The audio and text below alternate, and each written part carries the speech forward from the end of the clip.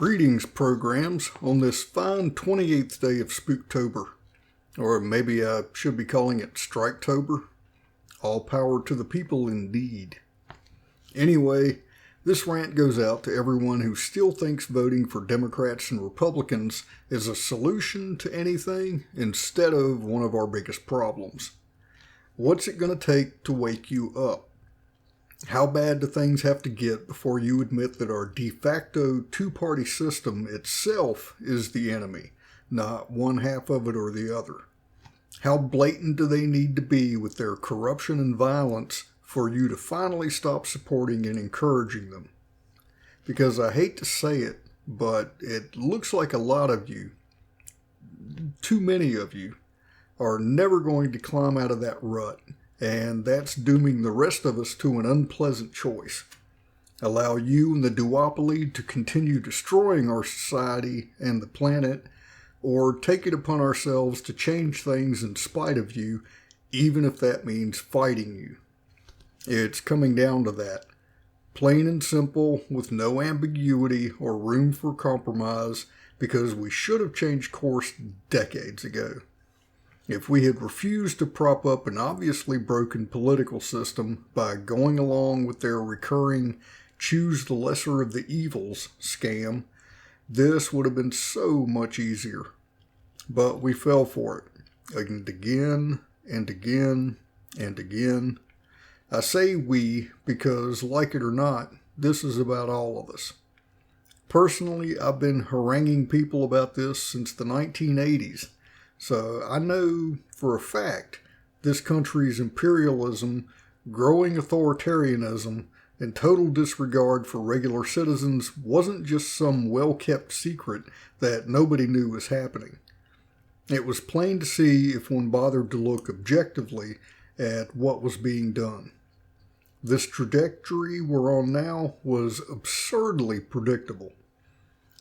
But I'm not here to say I told you so, or to claim any kind of superiority of vision or whatever.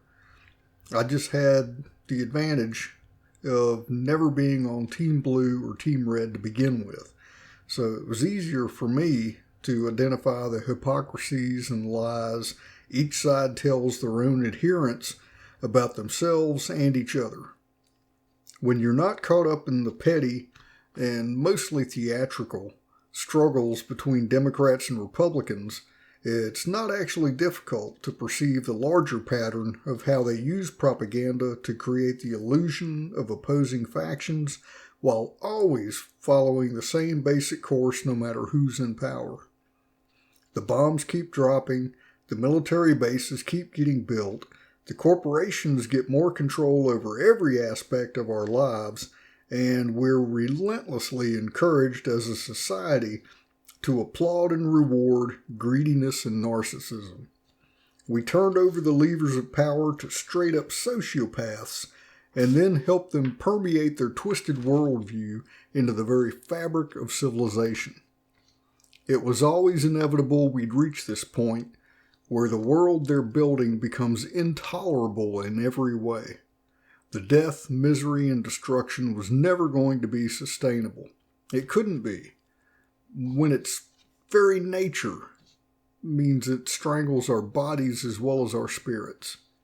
The destruction of ourselves and the planet could never be generally tolerated indefinitely, and the damage is now so extensive that it's impossible to ignore or excuse away with more platitudes and fear-mongering. So here's us. Do we allow sociopaths and their accomplices to continue exploiting and terrorizing the entire human race for the benefit of a few, or do we transcend their toxic system and replace it with something better? You should make your decision, because whether or not you like it or even believe it, fundamental changes are coming soon. Will they result in a more sustainable, equitable, and peaceful world, or more authoritarianism, toxicity, and suffering? That will ultimately be up to us. I already know where I stand and have done this whole time. So, until my next rant, be excellent to each other. We're all we have.